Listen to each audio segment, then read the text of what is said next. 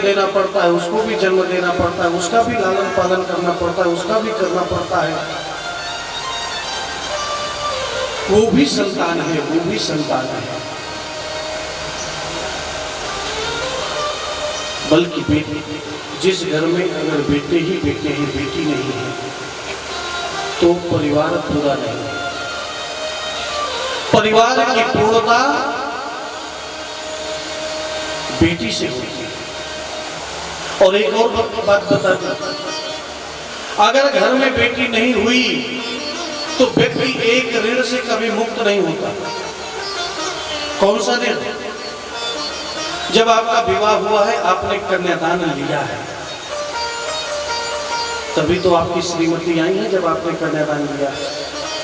और उस कन्यादान का ऋण तब मुक्त होता है जब हम फिर कन्यादान करते हैं। आपने कन्यादान लिया और आपने कन्यादान नहीं किया, इसका मतलब आप ऋण लेकर के जा रहे हैं इस धरती से। कन्यादान अगर लेना है तो कन्यादान करना है। अगर पहले बेटा हो गया है तो दूसरी संतान भी करना चाहिए, चाहे बेटा हो या बेटी, इससे फर्क नहीं पड़ता। ठीक है, भगवान की कृपा से दोनों बेटे हो गए, कोई बुराई नहीं है। लेकिन अगर बेटी हो गई तो वो आपका सौभाग्य है, वो आपका भाग्य है। अगर किसी की 2 बेटियां हैं, 3 बेटियां हैं तो भी पूर्ण है। क्यों? अगर बेटी आई है तो बेटा भी मिलेगा। अरे जिसको हम अपनी बेटी कन्यादान में देते हैं वो भी जो है बेटा ही होता है, और बेटा है तो बेटी मिलती है। इसलिए लड़की और लड़के में कोई फर्क नहीं होना चाहिए। और कई जगह तो हम ये भी देखते हैं कि जो सेवा बेटा नहीं करता उससे ज्यादा बेटी करती है।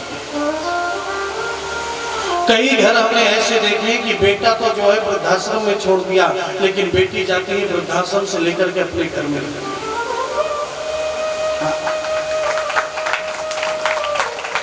कई घर हमने ऐसे देखे हैं। जब बेटी को पता चलता है कि मेरी माँ की तबीयत अस्वस्थ है, पिता की तबीयत अस्वस्थ है, बेटी जो है माँ के घर में आ जाती है, या तो माँ को अपने घर बुला लेती है, पिता को अपने घर बुला लेती है। और करना चाहिए, जिस प्रकार से वो बेटे को 20 साल पालते हैं वैसी तो बेटी को भी पालते हैं, उसकी भी इच्छाएं पूरी करते हैं। और इस संसार में 3 ही प्रत्यक्ष देवता कहे गए हैं, माता, पिता और गुरु। मातृदेवो भव, पितृदेवो भव, गुरुदेवो भव। हम भगवान से कुछ मांगते हैं, जरूरी नहीं कि भगवान उस चीज को हमें दे दे, लेकिन अगर हम अपने माता पिता से मांगते हैं, अगर उनके अंदर सामर्थ्य है तो वो जरूर से जरूर देंगे। इस 125 करोड़ की आबादी में अगर हमारा हित और अहित विचार करने वाला कोई है तो केवल 2 ही प्राणी हैं, माता और पिता और गुरु। इसलिए माता पिता हमारे लिए पूजनीय है। कैसी भी माँ हो, चाहे वो गरीब हो, अमीर हो, कुछ भी हो,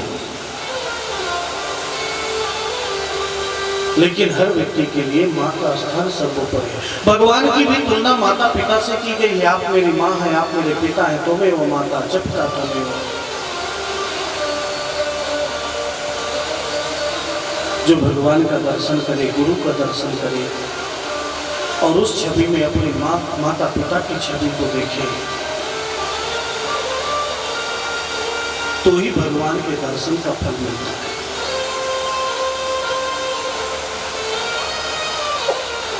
बोलिए जय श्री राधे। आज जो है कर्दम ऋषि ने विचार किया, संतान हो जाए उसके बाद जैसे पुत्र होगा, बस भगवान ने विचार किया ये पुत्र चाहते हैं, पुत्री से शुरुआत। और जो पुत्री चाहते हैं उनको पुत्र से शुरुआत। पर ऐसा मत कीजिए, कई लोग पुत्र अंदर से चाहते हैं, बाहर से कहेंगे पुत्री हो जाए, शायद भगवान जो है कंफ्यूज हो जाए।